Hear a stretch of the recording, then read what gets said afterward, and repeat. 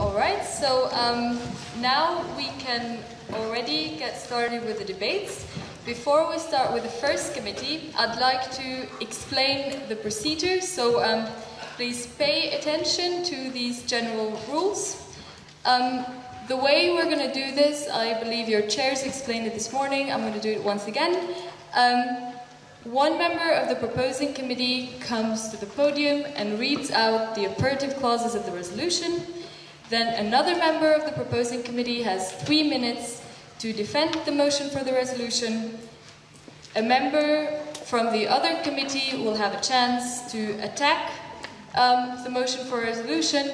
If the attack speech is not 3 minutes, but let's say 1 minute or 1.5 minutes, another committee will have a chance to have a brief speech. Then the proposing committee will get 1 minute to defend or to respond to the attack speech. Then we will have 30 minutes of open debate where you will be free to make all the points and all the questions that you have regarding the resolution.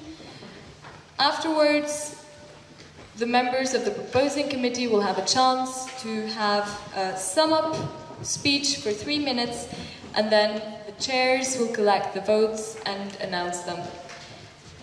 What is a defense speech? A defense speech is a speech in which you get a chance to convince everyone why they should vote in favor of your resolution and why what you proposed is the right way to go. An attack speech is a speech in which you explain why you fundamentally disagree with the resolution. If you come to the podium and start saying, I really like this resolution, but I don't like these 2 clauses, that is not an attack speech, and the board will not allow you to continue. So once again, I emphasize, fundamentally disagree with the resolution. Then the responses to the attack speech, the proposing committee gets a chance to react to the points made in the attack speech. You will have a chance to use the direct responses. The direct responses give you the chance to automatically get the turn to speak, meaning if you want to have a say now and you're not sure whether the board will recognize your committee or not, you can use the direct response and you're directly recognized. The issue about the direct response is that it has to be directly linked to the very last point made. So for example, if I start saying, the weather today is very nice, and what else? We are having lots of fun today, and these resolutions will all pass. If you want to make a comment on the weather that is not a direct response, you can only make a direct response on whether the resolutions will pass or not. Points of order, that is mostly for the chairs. If the board is a bit confused and messes up the procedure, feel free to raise the placard of point of order to bring us in our right path. And then in the summation speech, you will have a chance to sum up the debate and give some final arguments why everyone should vote in favor of your resolution. I'd also like to remind you that there are no points of information. There are enough footnotes, so no points of information there. Great, I think we have most of the stuff covered. I'd also like to make a comment on the points you make during the debate. Don't ask general questions, meaning how are you going to do this, or where will you find the money for this, but rather take a stance. For example, say I agree or I disagree with what you proposed, because always give an example, like either an example or a good argument why you have this stance, and it would be really great if you would further propose something else, meaning I would do it this way. So let us be constructive. I know that some debates might be very heated and passionate. Passion is not harming, but don't lose the sense of respect. Everyone has been doing a great work yesterday, working so hard, have been going through the same difficulties as you have, so let us show some respect and keep it constructive. All right? Great, so I guess we can start with the first motion for resolution. Proposed by the Committee on Foreign Affairs, the topic reads as following. The Syriza-led Greek government has demonstrated its friendlier stance towards Russia compared to other member states. How should the EU deal with the Russian government's involvement in the conflict in Ukraine while taking into account the diversity of opinions within its member states? Would someone from the proposing committee wish to come to the podium and read out the operative clauses of your resolution? Afet, you're recognized.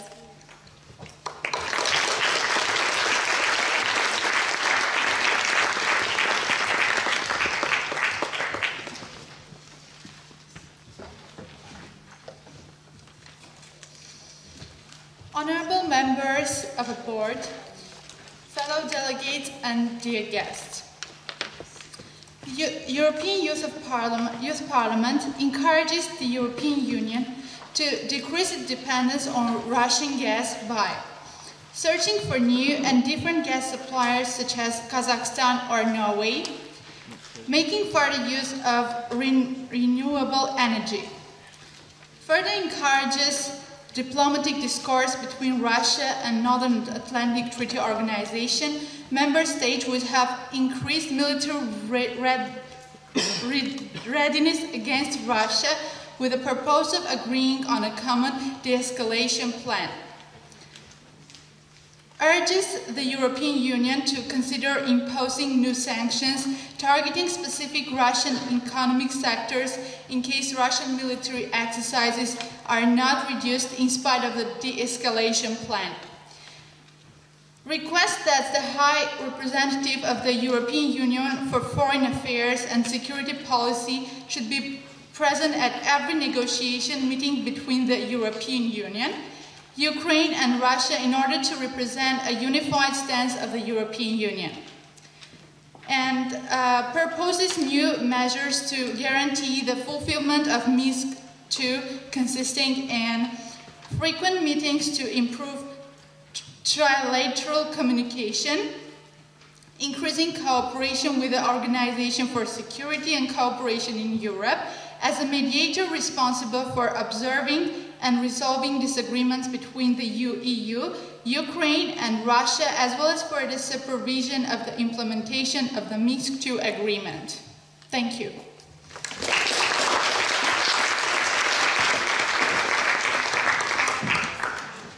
All right, before we move to the defense speech, I'd like to make a comment. In clause 4, there is a footnote number 4. That is a mistake. There is no footnote there. On the High Representative of the Union for Foreign Affairs and Security Policy, we realized since the theme of the session is CFSP, you should all know who that is and what the responsibilities that person has. All right, so now, is there someone from the proposing committee wishing to defend the resolution? Yes, there is. Afet, you are recognized. You have 3 minutes.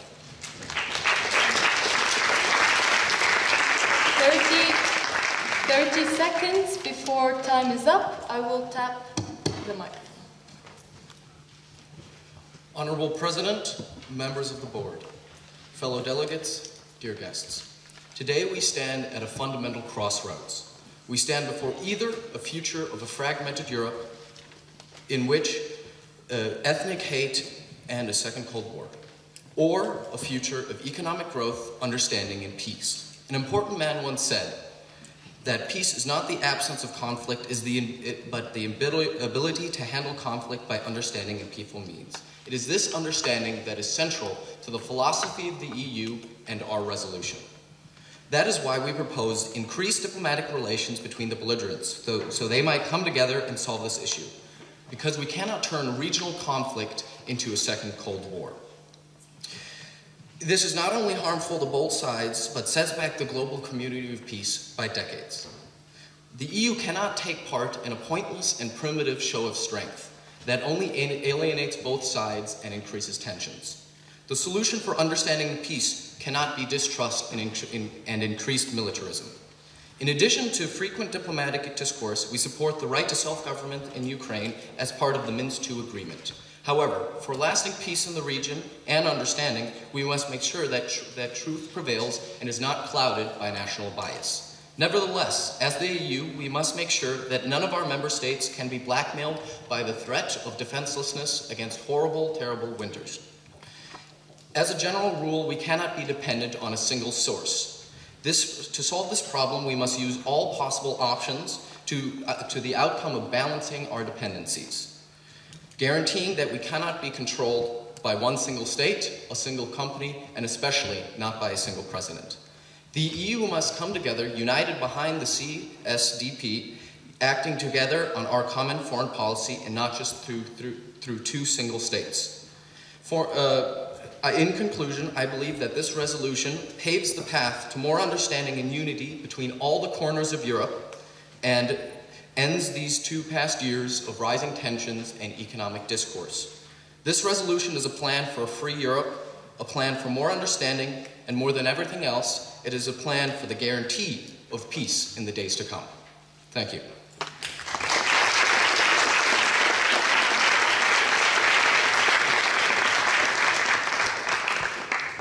Thank you very much for that very comprehensive defense speech. Are there any committees who fundamentally disagree with the resolution? Yes, there are a few. I will go for Envy.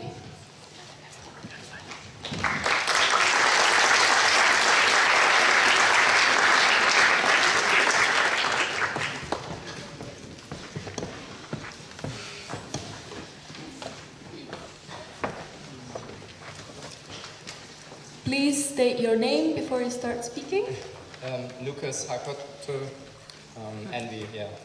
You need to, before making a speech or making a point, you always say your names, all right? Lucas Hakoto.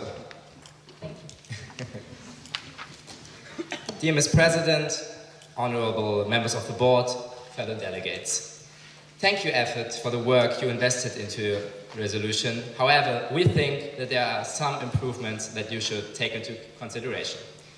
At first, you didn't take into account the diversity of opinion within the EU member states and just assumed a common opinion amongst them. And so, we'd like you to broaden your view on other existing perspectives. Your proposal regarding a de-escalation plan between the NATO and Russia faces this problem as well. To us, your consideration of imposing new sanctions targeting the Russian economy does not seem really helpful. So, we would first arise the question, are these sanctions long-term solutions, as they primarily aim at the people?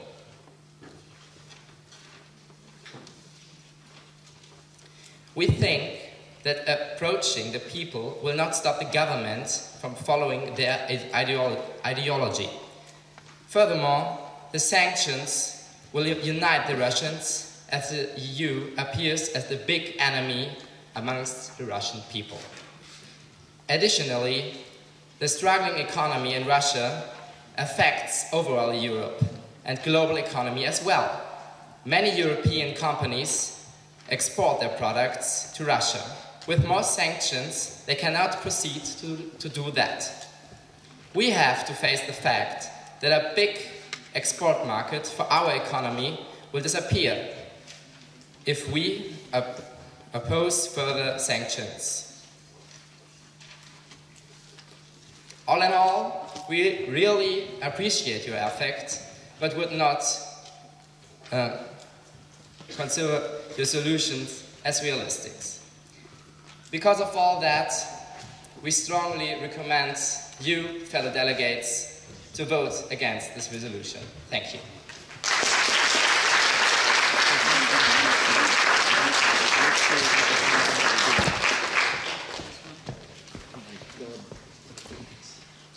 We would have some 50 seconds left. Would you make it in less than 1 minute? The remaining... Fem, you are sure? Yes, you're recognized.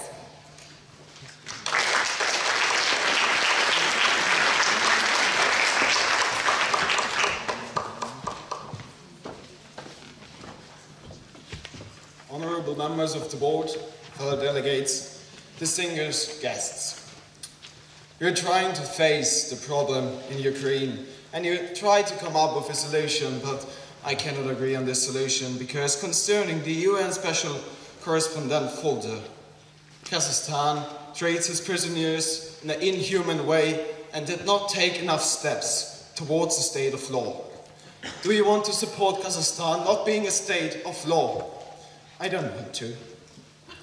By searching for a new gas supplier, economic relations between EU and Russia will be cut off. Russia has no interest to de-escalate the conflict in the Ukraine without having no economic relationship towards the EU. And the combination of potential sanctions and the end of the gas purchase will lead to an economic breakdown in Russia. And thank you very much. Could you please state your name? Time is up. Jonas Trauden, liebe Joe. Thank you very much.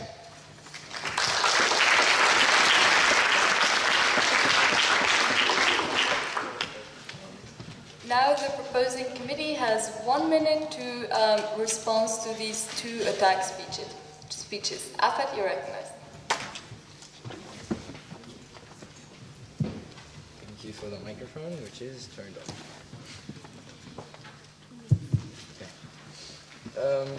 After hearing this attacking speech, it is crucial for me to clarify some points of our resolution. You totally misunderstood our plan of peacekeeping. It is crucial to understand that Kazakhstan is just an example. Russia is maybe also not the most democratic state, so why should we depend on their gas? Also, we took into account the diversity of opinions. We are united in the will of having peace. We have together one unified stance of having peace, and the High Representative of the EU is elected by all.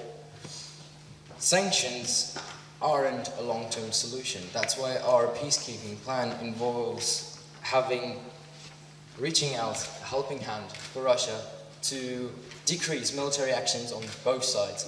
So maybe lessening the tensions between those two conflict parties, and then maybe considering imposing new sanctions when no de-escalation has happened, to see that we also can answer, but reaching... Thank you very much. We will come back to the proposing committee in the open debate. And now I open the floor for points of debate. Please raise your placards if you have a point. And I want all committees' placards up. And by all committees, I literally mean all committees. CD2, for example, Envy, for example. All right. So, we will start with David.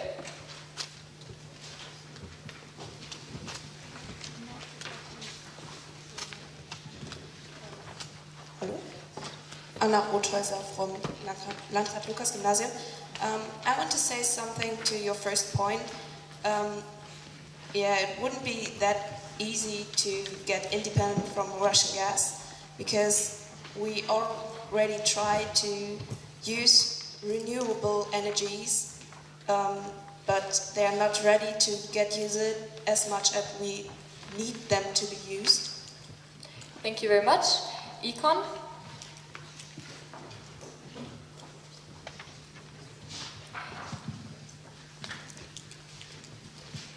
Don't forget your names when you speak.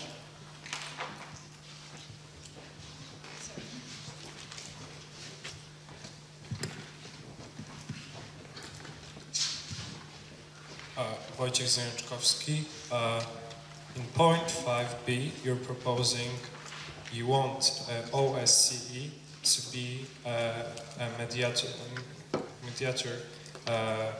in that conflict, and as by now, OSCE showed that it's not able to fulfill her task.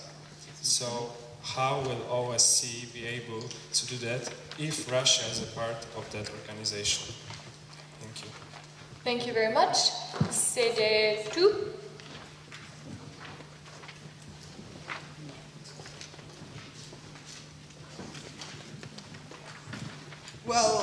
name is Sophia. Additional to the questionable political situation in Kazakhstan, we question that gas pipelines from the named country will run through Russia, which will give Russia the opportunity to block these pipelines, and will give Russia actually even more power than it has, or more influence. Thank you very much. And we will receive 2 more points before moving back to the proposing committee, and they will come from INTA and CD1. INTA first. Please stand up when you're recognized so that the people with the microphone know where you are, and don't forget the names. My name is Valentin Kissling from Gymnasium Traunstein. In point 3, you want to impose new sanctions against Russia. An important point to add here, the sanctions against Russia will only deteriorate the Thai relations with Russia, and there will absolutely no de-escalation but an exertion of more pressure, and as a result, an intensification of the conflict. Thank you very much. As promised, say the one. Please stand up.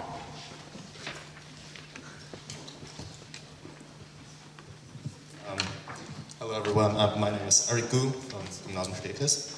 So the point I'm going to make is that you wrote in paragraph number 4 that the EU should represent a unified stance. Well, in my opinion, no unified stance of the EU exists, because if you consider that governments of Greece or Bulgaria, stated in the question, are more likely pro-Russian, as opposed to the Polish governments who are highly critical, I don't think that a unified stance of the EU can be achieved. Thank you. Thank you very much. Now, Afet, you will have to address quite a few points raised, mainly being your issue about the making Europe less dependent on Russia, on gas, but some dubbed it as unrealistic, some others were concerned about the issue of pipelines. Then you had concerns that sanctions will make the situation escalate and not improve it. Then there were concerns about the involvement of the Organization for Security and Cooperation in Europe, as well as the last point, which was the fact that a unified stance at the moment is not realistic. Afet, please respond to these points raised. My name is Nicholas Wolf. The first point was that it would be really hard to get independent from Russian gas because renewable gas isn't that developed as it should be. That's an important point, and so we clarified that we will have other gas suppliers who could support us and help us. So that's a long-term strategy. It's clear that this will not work out in a year or in 2 years. It's a long procedure. The second question, related to the OSCE as a mediator.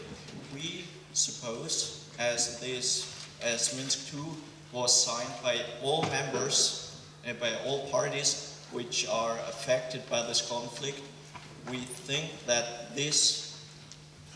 that OSCE will be accepted in this case because even Russian separatists took part in this negotiation in Minsk II. So I think the acceptance is much higher this time because they're involved in the conflict solution. Then I think that it's not necessary to build gas pipelines through Russia. I'm sure that there are other ways how we can transfer the gas from other countries to Germany, especially via Norway. So that wouldn't be a problem. To the point about the sanctions, we already have sanctions and we know that this is not a conflict solution. There will be the consequence if Russia does not react like the European Union wants them to react. We know it's again a threat as the first time, but we hope that with reducing the military exercises by the NATO and maybe even the sanctions, we can give Russia the possibility to step back too in a way which makes them not appear weak. Thank you very much. We will come back for what has not been answered yet after taking a few more questions. I'd like to remind you that when making a point, try to keep them as brief and precise as possible, but thank you very much for your clarification. Now we move on to the second round of debate, and I want to see the placards up again. Deve, for example, you're welcome, or Econ. Say the three, you're recognized. Please stand up so that, and state your name. So, my name is Helen Schuster, and I'm also referring to your first operative clause, because you propose to decrease the European Union's dependence on Russian gas. But I am convinced that this would only deepen the conflict between Russia and the EU, because to me, economic relations are the only way to improve this critical situation, as the interdependence would make a long-lasting peace necessary for both parties. Thank you very much. Fem, you're recognized.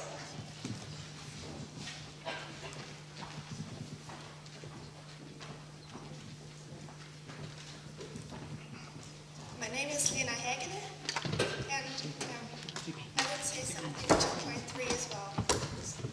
We didn't, the sanctions did not help in the past. I don't see why they should help now. I think the situation will only escalate through this. In Finland, we should take as an idol instead, because they became a neutral state, and in the past, their president Kekkonen reached peace without sanctions, and I think that would be a great solution for us as well. Thank you very much. Envy, you're recognized.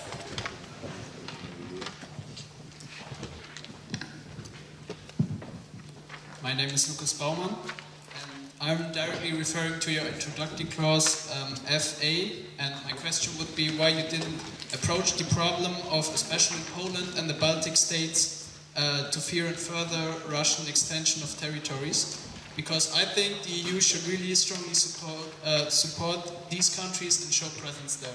Thank you. Thank you, and the 2 last points for this round of debate will come from Econ and Debe. Before moving on to Econ, I'd like to remind you of the direct responses, so when you hear something that you want to directly respond to, please make use of them. Thanks. Econ, you're next.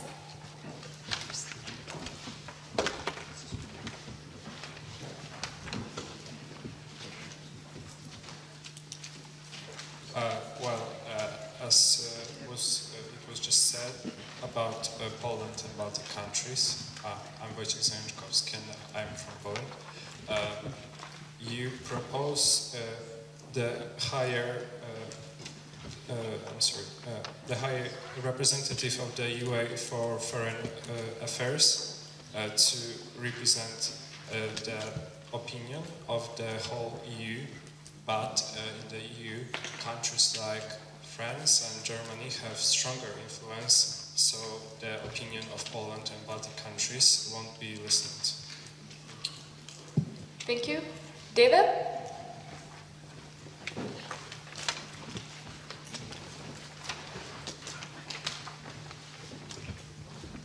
My name is Nicoletta Ferrari, and I want to address your response to the first round of debate, especially your suggestion to move the gas pipelines from Russia. Don't you think that this solution would be costly and a potential danger to environment?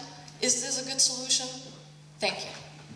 Thank you very much. Now the proposing committee will have to address a few issues raised, which mainly deal with the issue of gas and pipelines, as well as the questionable efficiency of sanctions, and to address the situation in the Baltic states and Poland being different from some of the other member states. Alfred, are you ready to respond to these questions? Stand up. Thank you. My name is Sigrun Häusl, and first I wanted to respond to the united stance of the EU to Russia and to the sanctions, because Greek, who stated its friendlier stance, but also stepped back in line so that the unified stance of the EU can establish again. And the High Representative is elected by all member states, and so it would be approved by all member states what the High Representative does.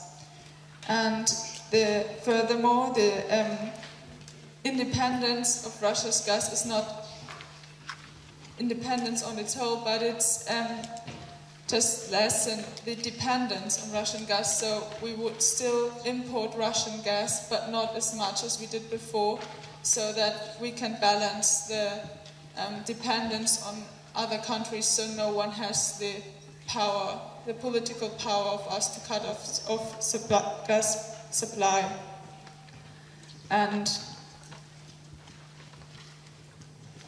all right, thank you very much. So the rest will be addressed in the sum-up speech, as this is the very last round for this debate. So let us see some placards up. FEM, Econ, Deve, Envy, CD1, oh yeah, it's over there. Great, so Inta, you're recognized.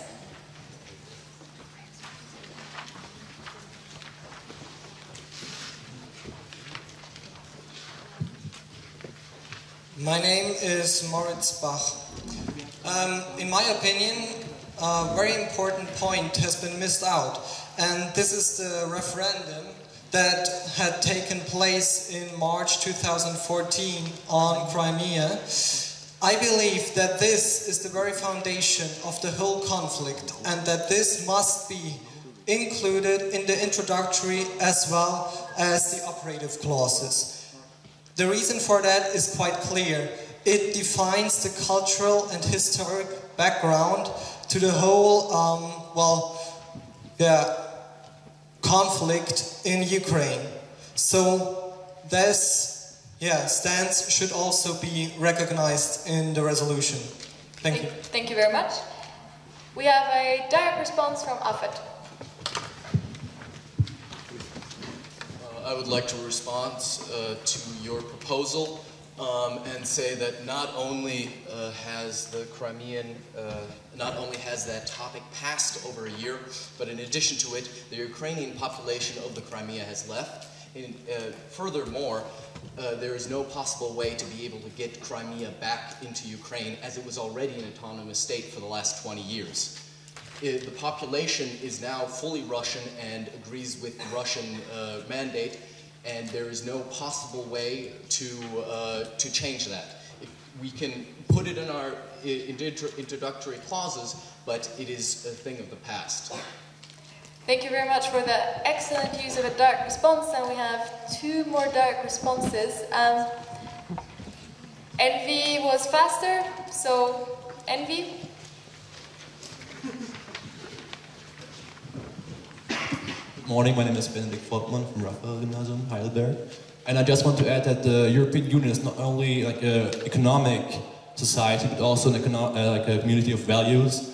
And it's our responsibility to ensure that every single country in Europe has the right of like...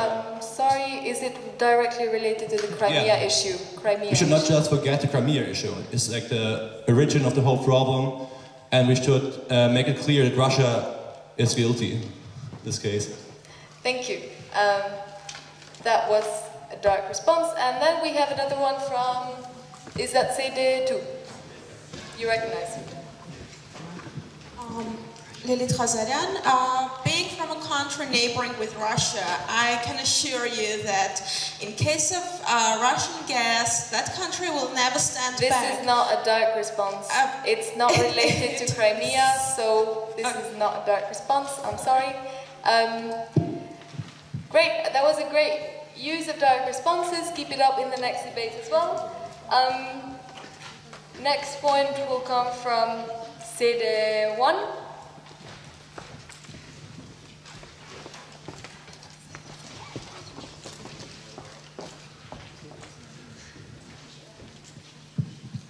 Thank you. My name is Roland Reif. I'm an individual delegate. Many of your points were already existing when the Minsk I treaty was agreed on. Why do you think that it will work better this time? Maybe you could instead think about decreasing sanctions against Russia more easily if even just parts of Minsk II are implemented properly, like it is already taking place at the moment. Thank you. Thank you very much. And this will be the very last point for this debate. So if you're really passionate about this conflict and you have an opinion, who wants this point badly? Say the three you recognized.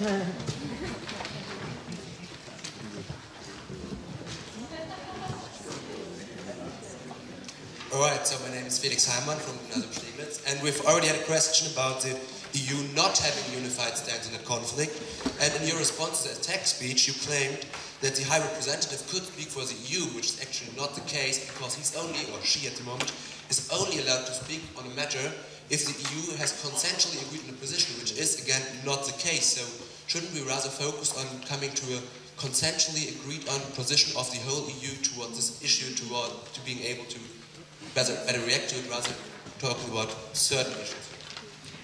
Thank you very much.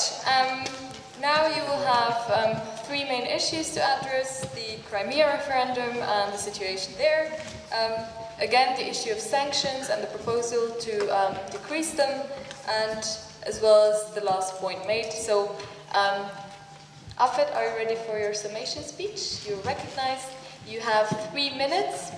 30 seconds before time is up, I will tap my microphone.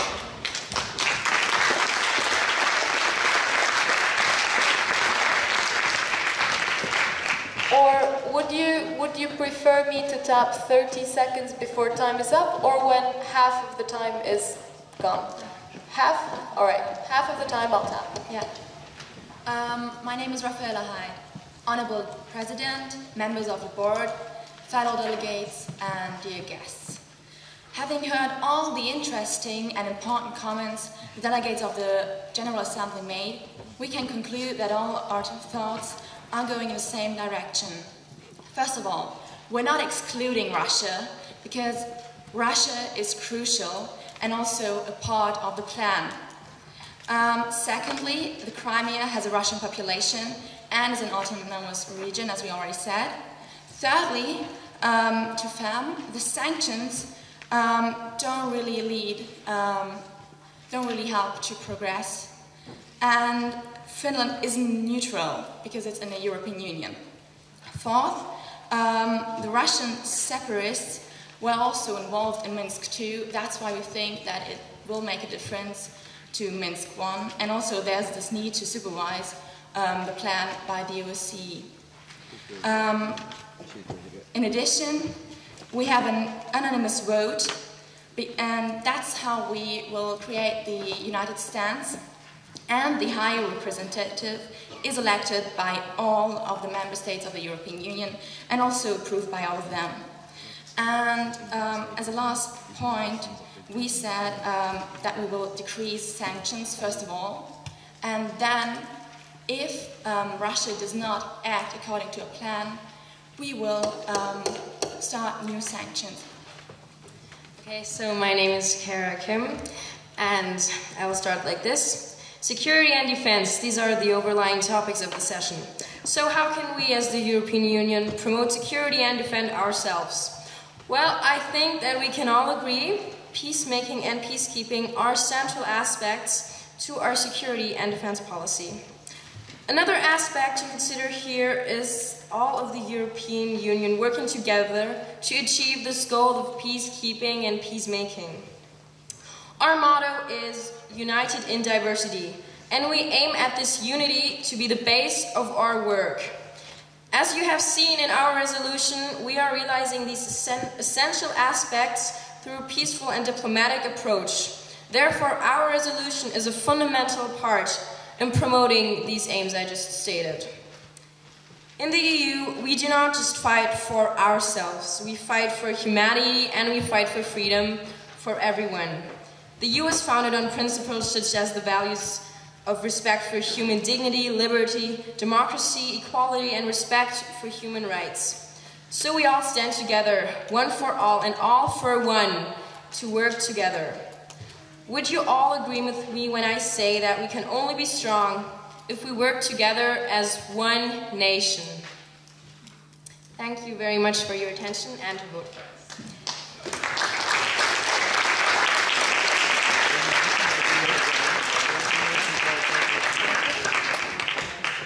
Thank you very much for that perfectly timed sum-up speech. Now, I'd ask everyone to not talk to anyone else. Just make up your mind on your own. Take 30 seconds to decide whether you want to vote in favor or against this resolution. There is also the option of abstaining. Please abstain only if you have a moral contradiction and not just because you didn't care to listen, you don't know much about the topic. So please make up your mind, and then the chairs collect the votes and raise the placards when they have their committee votes.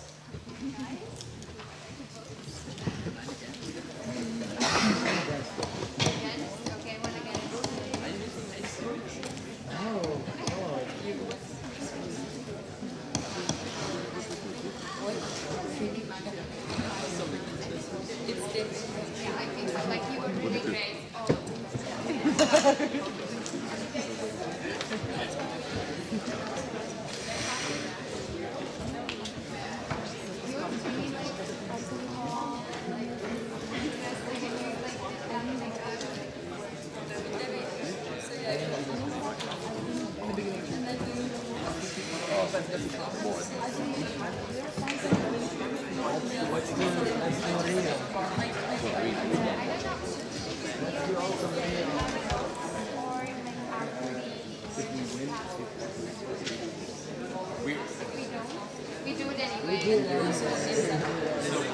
We're saying vote unanimously.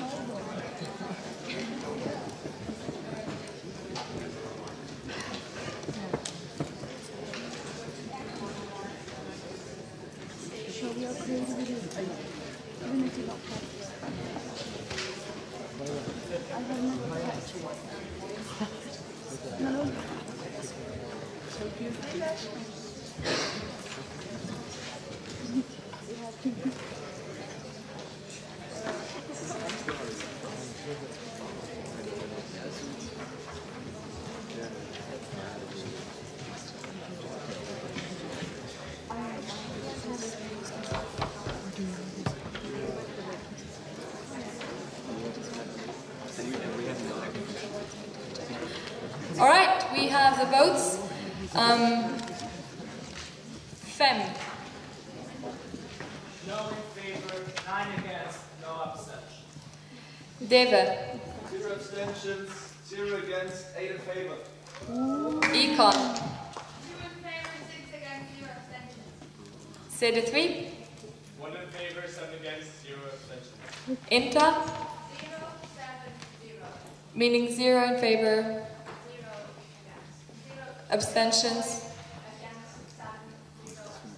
All right. CD1. 5 in favor, 3 against, 0 abstentions. Envy. 2 in favor, 8 against, 0 abstentions. CD2.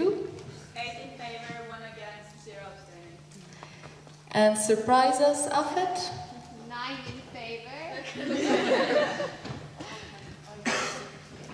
All right, we will be announcing the results of this debate after the next one.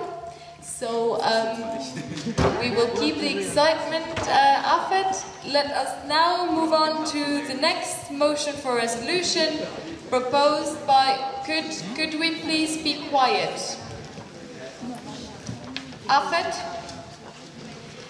Next up is a motion for a resolution proposed by the Committee on Economic and Monetary Affairs. The topic reads as following: cartels as a threat to free European markets. With the European Commission finding companies more than 1.6 billion euros in antitrust cases in 2014, it appears anti-competitive practices are still widespread. How can the EU ensure more effective regulation of cartels? Is there someone from the proposing committee wishing to read the imperative clauses? If there is, Econ, you're recognized.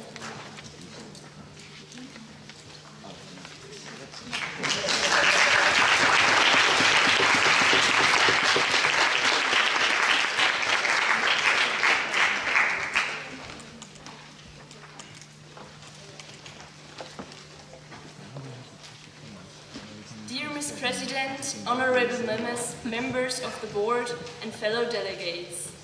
The European Youth Parliament first suggests that the European Commission conducts a more comprehensive evaluation of companies' data, including media output, innovation and output figures in markets, to detect possible cartels in a more effective way. Second, encourages the European Commission to raise the amount of controls in place to deter companies from forming cartels, using the aforementioned data analysis. Third, invites the European Commission to take into account reviews and input from a group of independent lawyers in cartel investigations to ensure the main legal safeguards in cartel cases. Fourth, calls upon the European Commission to prevent companies from creating new collusions by A. Increasing the fines to be paid by exposed cartel members by 5 percentage points. B. Raising the current general limit of fines by 2.5 percentage points of the company's annual turnover. Fifth, the requests the collaboration between the national competition authorities of each member state and the European Commission via the European Competition Network to get a more efficient exchange of information. Thank you very much.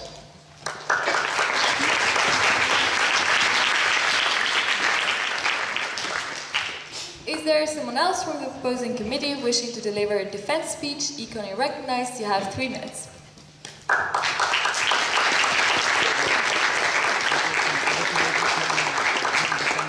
Could we please keep clapping until the people have reached the podium?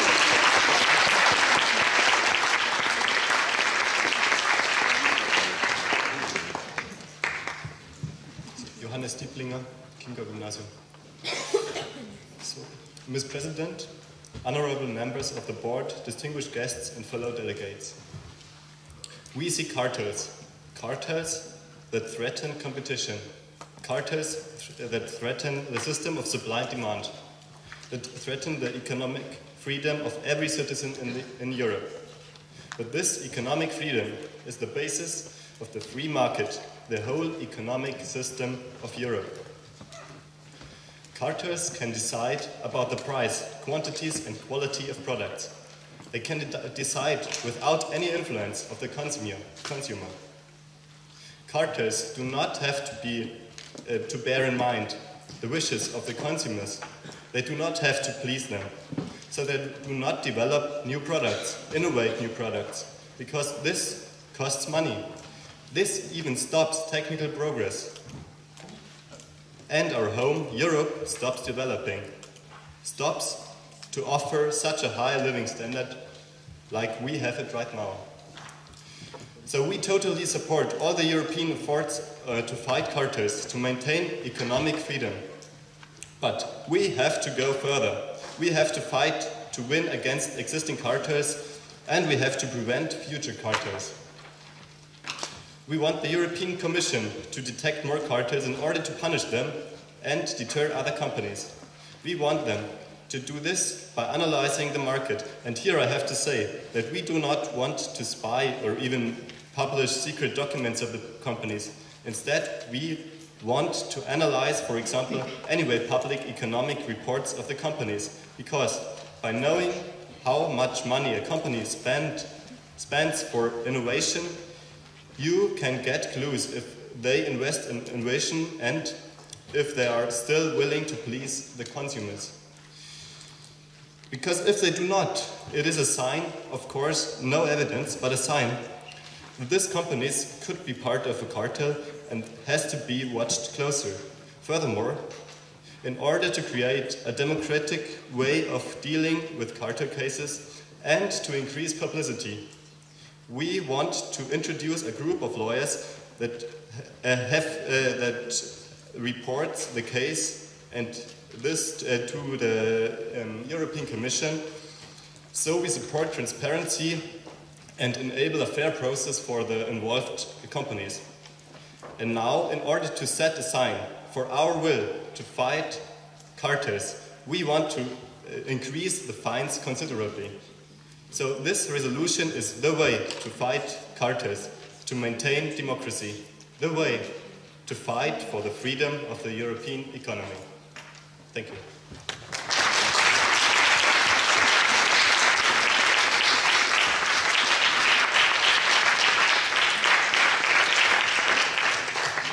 Thank you very much. That was once again a perfectly timed speech. No wonder we're in Germany. Are there any committees fundamentally disagreeing with what Econ proposed? There is. I can only see Afet, so you're recognized. You have 3 minutes.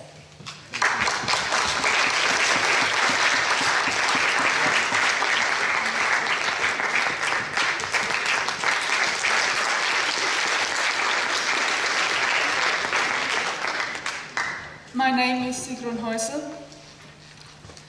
Honorable Ms. President, members of the board, fellow delegates and dear guests. As I understand it in your resolution, you think that enlarging control over the companies can prevent them from forming cartels. Although this can be very effective to a certain point, I think it is the wrong way to do so. As increasing the general limit of fines pushes pressure on the companies to have the same profit as before, I think it is rather probable for them and an indicator to form cartels. Moreover, the cartels are not the most effective way, but rather rewards for companies. Exposing the cartels is the right way. To show them their work is appreciated and showing that transparency is the only possibility to include all stakeholders in the process. Another point I'm missing in your resolution are the measures for the companies in the EU being in a cartel with a company outside the European Union. And as there is no influence the EU has over companies in other countries, I think you should have come up with a solution for that. Summing up, I think that transparency and rewards are rather the way to solve the problem of cartels than more severe measures concerning the companies. Thank you.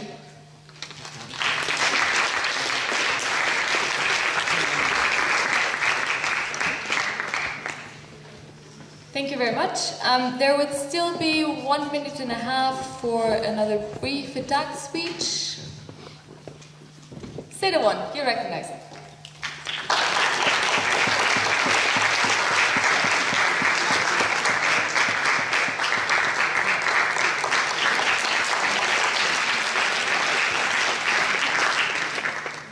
I'm Roland Reif. Thank you. When a company has to pay fines, the company has, which was already mentioned, to save money, and therefore it can't invest and may also has to fire employees. I have another suggestion. Why don't you propose to punish the decision makers? Because it's their fault instead of the whole company. Maybe you could even propose to arrest them in prisons, because then the decision makers would be much more afraid of starting a cartel. And therefore I think this is not so good resolution which you propose, because it punishes the wrong persons. And yes, thank you.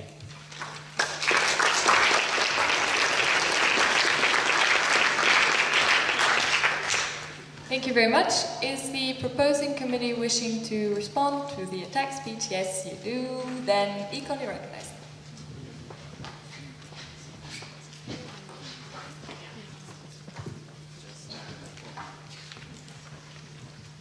My name is Lucas Beutel.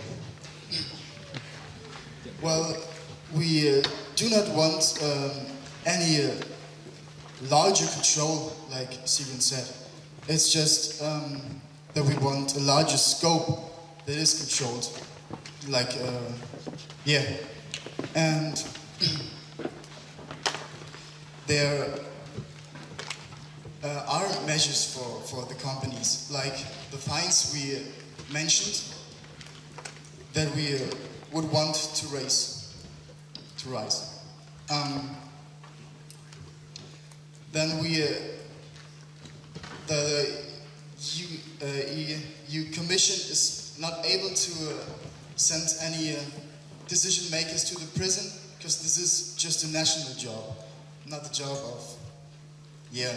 of the EU. Although it's, yeah. Thank you very much. We can come up for more clarification during the first round of debate. Thank you.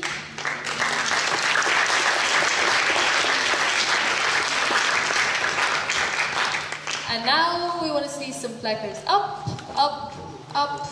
David as well. Who's there? Yep.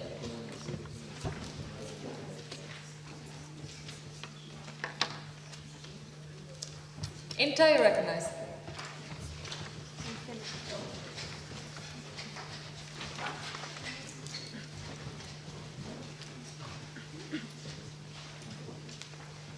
My name is Jonas Reichert from Gymnasium Steglitz. I have a question to your proposal. If we introduce a group of lawyers situated at the Commission or somewhere else in the EU institutions, with a group of lawyers which may be experts in this topic, yes, but I don't think that this is a really democratic way to control cartels in the EU, and this would be another not democratically legislated institution in the EU which would be against our own values. Thank you very much. Fem.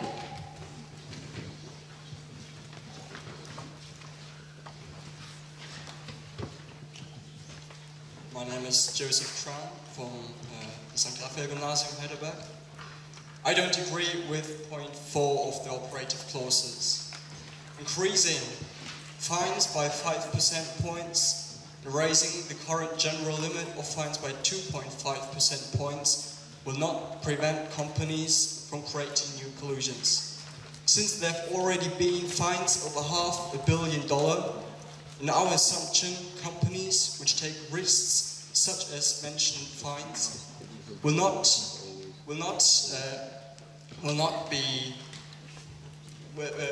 be hindered by raising the fines by just such a little amount of money.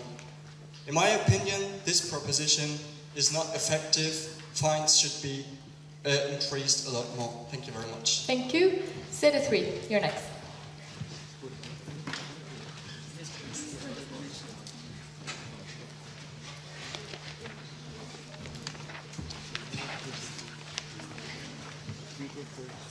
My name is Johanna Simhammer, and I also disagree with the operative clause 4 because I don't think that higher fines would affect big and great companies such as Microsoft, for example. They have so much money, I don't think they would care about that. Because of that, I propose to invent punishments that concern, for example, licenses to sell products that's prices have been manipulated by cartels that have existed. Thank you. Thank you very much. I'd like to note with satisfaction the few recent points that they also proposed something, meaning they didn't just disagree or complain about it, but they furthered it by adding something. So keep it up. We will receive 2 more points before going back to the proposing committee, and those will come from Sede 2 and Development.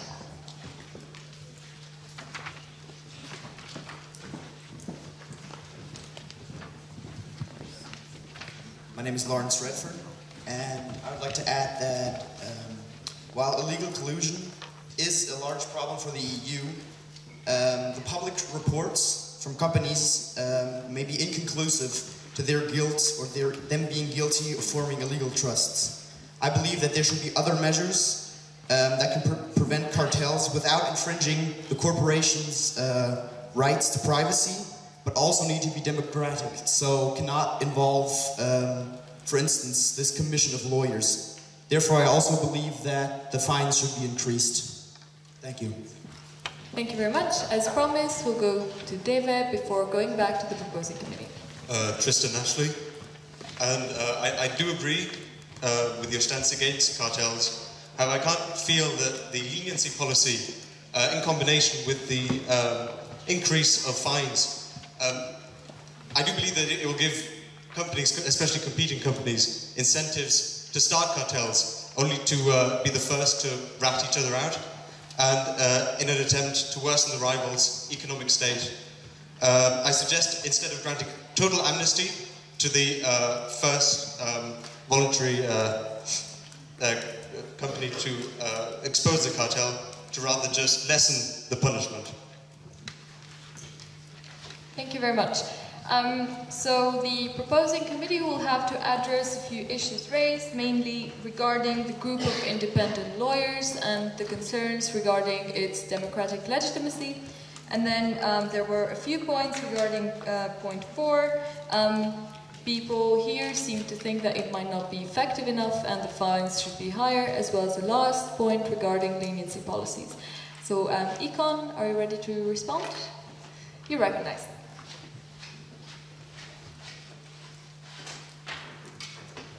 Hello, my name is Lucas Wienefeld. I'm an individual delegate. The first point was about the lawyers and the independence of them, and we wanted to include them because in general the European Commission is against cartels. But when the European Commission has to decide what happens with the cartel members, then it's kind of in one direction, they want to punish them. So we give them the opportunity to have a chance to defend themselves. So the lawyers are supporting the cartel members or the European Commission to keep it at a democratic level. So they have a chance on a fair court. The second one was about the fines.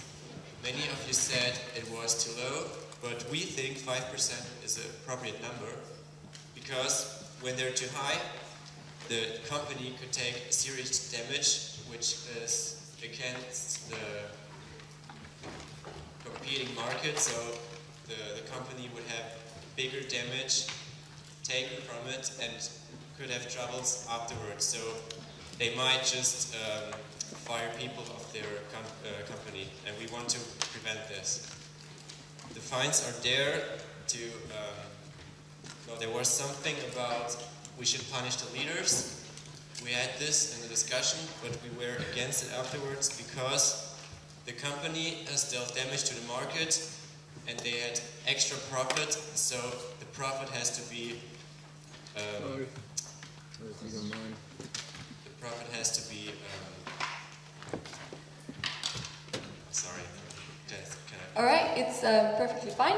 We will come back to Econ once we get a few more questions from the floor, and then you can also respond to the ones that you didn't manage because of time in this one. Thank you very much. We will get the first point from Afet.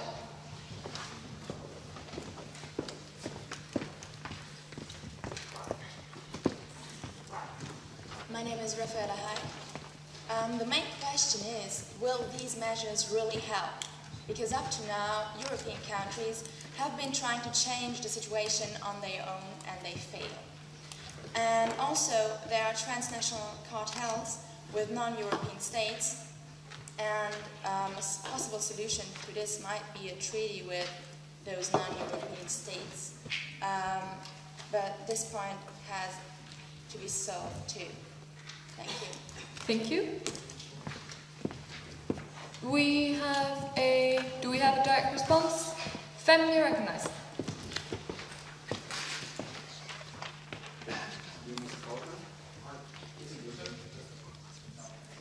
Is it good? Yeah. Jonas Trautner. I have a direct response to the cartels within Europe and outside Europe. The ECN is not in charge to collect data from companies outside Europe, and therefore it is not possible for the European Union to fight these cartels, and you didn't consider that problem. Thank you very much. That is a very good example of the usage of a direct response. We move on to Envy, followed by CD1.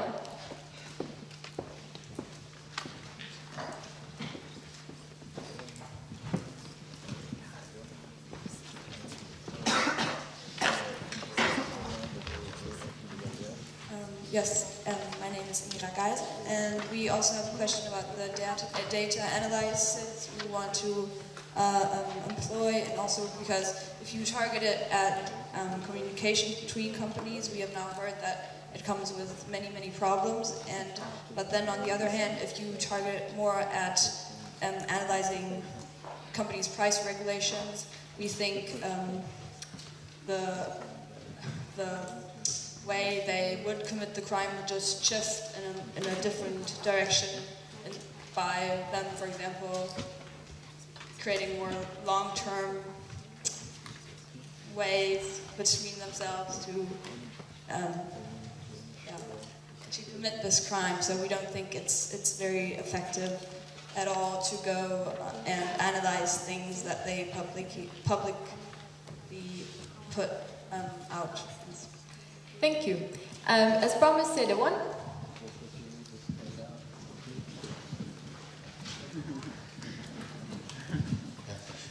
Eric Guken, also Steglitz. So what you just said was that the arrest of top-level managers is the responsibility of the police on national level. But what I really think is that if you can make something like this, you can give fines, you can punish them on European level. Why not also arrest them? So what I would suggest is, because the fine for the company, it would only be the ordinary workers at the company who would really suffer from the consequences. So I would suggest that an arrest of the top-level managers, maybe in combination with a small fine, would be the best example. Thank you.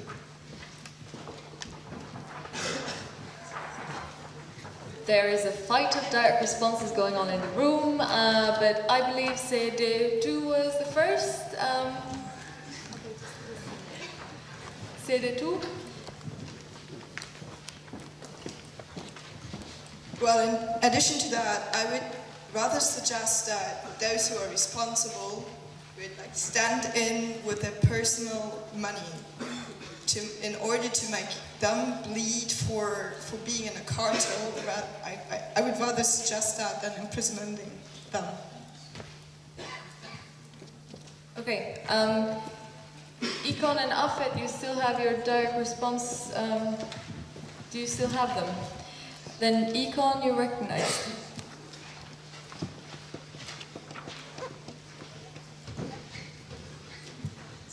I think there seems to be a general misunderstanding of the topic or facts, because actually it is not legal to make single persons pay for their companies on European level. They are just not allowed to do that. That's just illegal.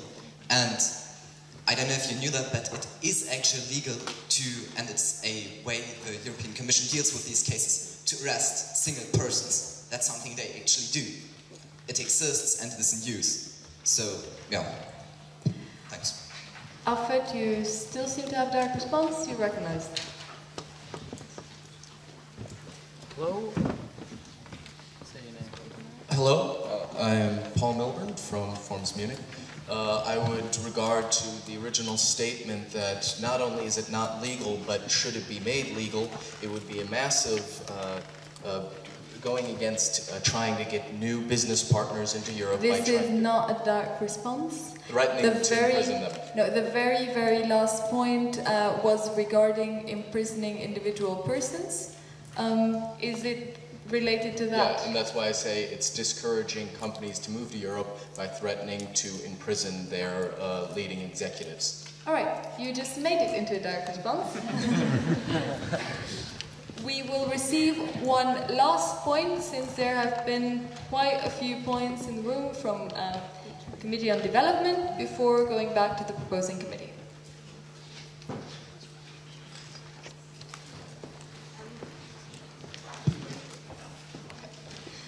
So I'd like to address point 3 of your operative clauses. So I see a problem in take into account reviews and input from a group of independent lawyers, as this would encourage corruption, in my opinion. So why not monitor this group of lawyers so they are less prone to corruption. Thank you. Thank you very much. So in this round of debate, the issue of transnational cartels came up a few times, as well as concerns regarding the data analyzing, as one of the delegates feared it would not be effective. There were quite a few points and direct responses regarding who should be responsible in cases of cartels and who should take responsibility, as well as the last point regarding the independent group of lawyers. Are you ready to give us some answers? Econ, you recognize.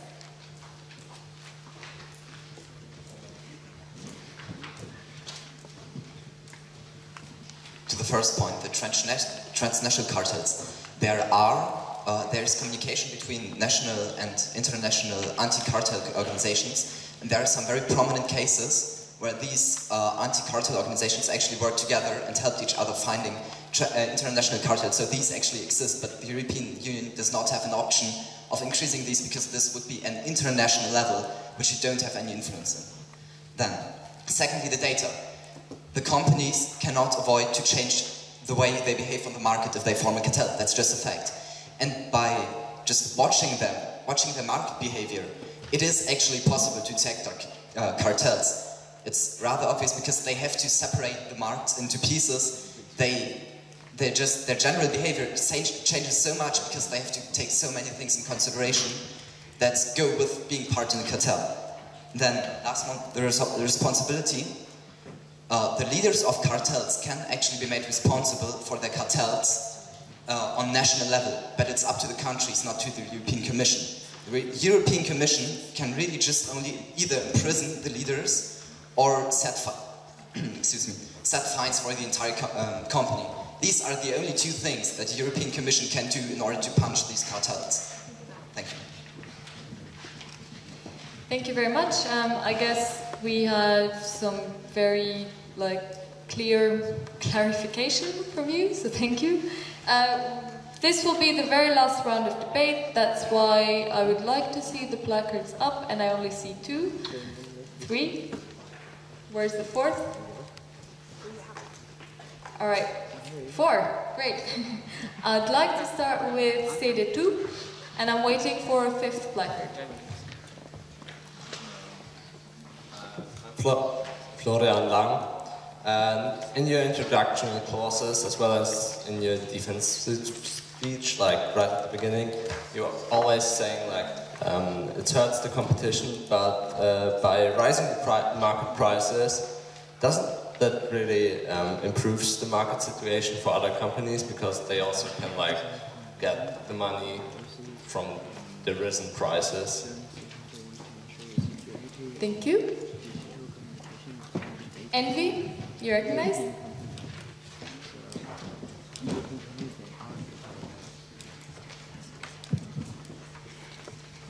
I'm Lucas Hakotte, and I will refer to the first operative clause. Don't you think that collecting companies' data will cause them to resettle in another non-EU country and therefore give up their workstations? Wouldn't it be more effective to reward them with lower taxes if they get more transparent? Thank you. Thank you. We will move to Committee on International Trade.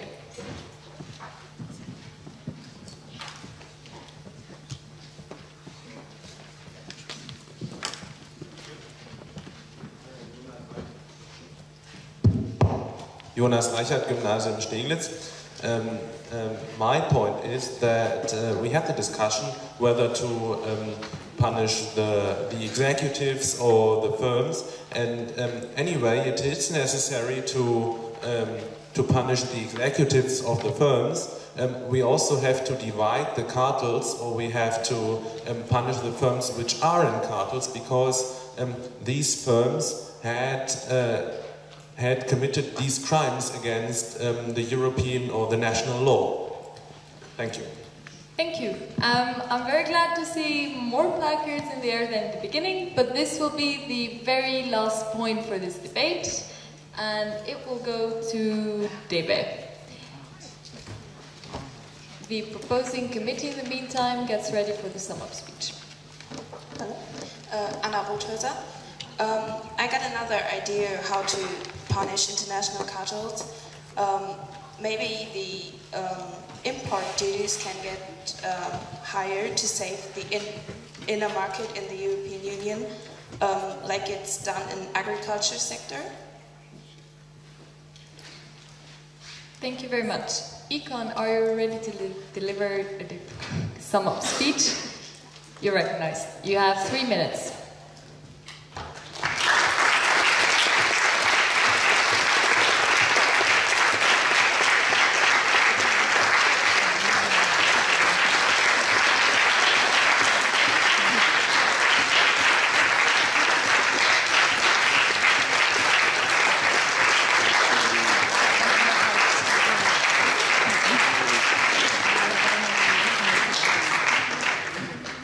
Would you like me to tap after half of the time? After half, yeah. Half, okay.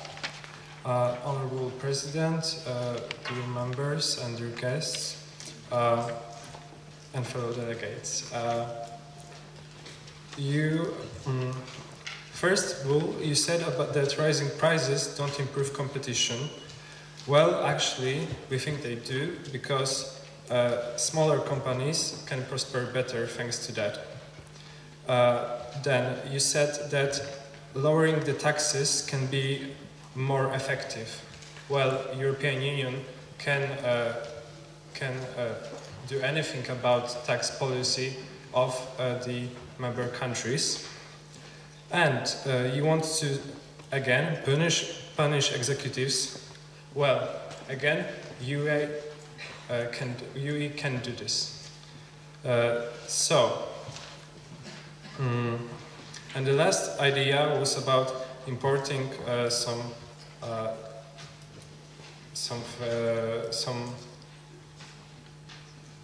ideas from the other countries, like agricultures. Well, we should focus what we can do here in the EU than what is going on between somewhere else in the world. Thanks.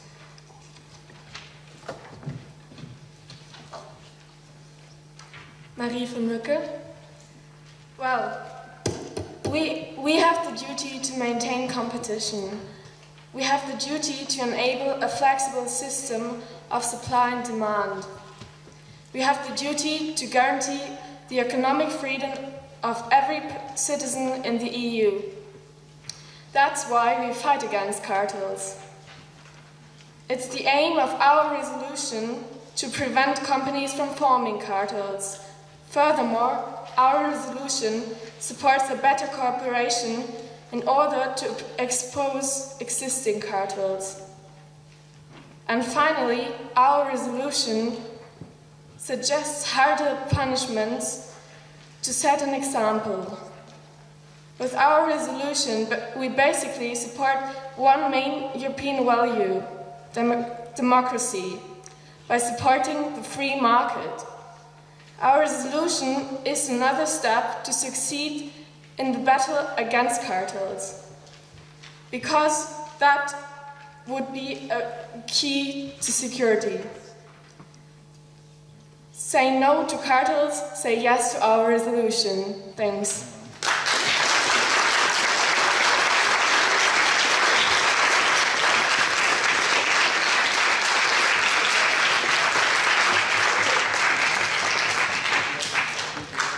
Thank you very much.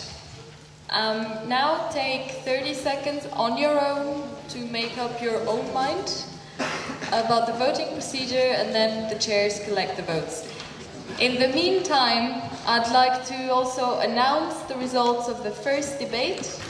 I am very sorry to announce that with 35 votes in favor, 41 against and 0 abstentions, the motion for resolution has not passed. Yet, I'd like to congratulate you on your incredible efforts. Thank you very much.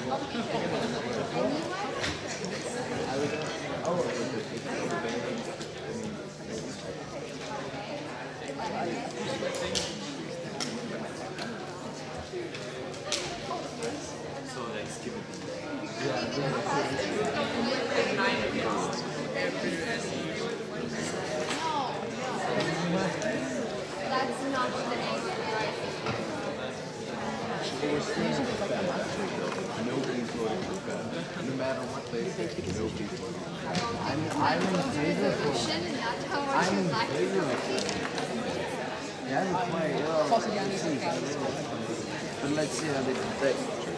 That's when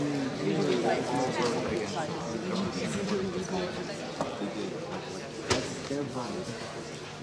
I don't mind. Could we have the votes?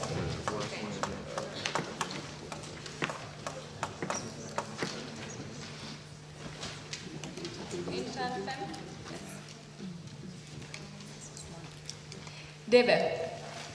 0 abstentions, 4 against, 4 in favor.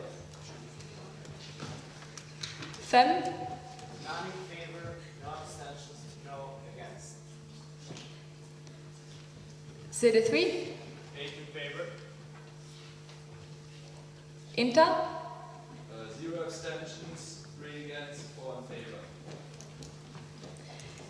Envy. 9 in favor, 1 against, 0 abstaining. Sede 1. 4 in favor, 4 against. Sede 2. 1 in favor, 8 against. Alfred. 0 in favor, 9 against, 0 abstention. Econ. 8 in favor, 1 against. And no abstentions, I guess. Alright, what we will do next is that we will go into coffee break. We will receive, wait, not yet. We will receive the results of this debate once we come back from the coffee break. You will have 30 minutes, and could all the chairs please approach the board. Thank you.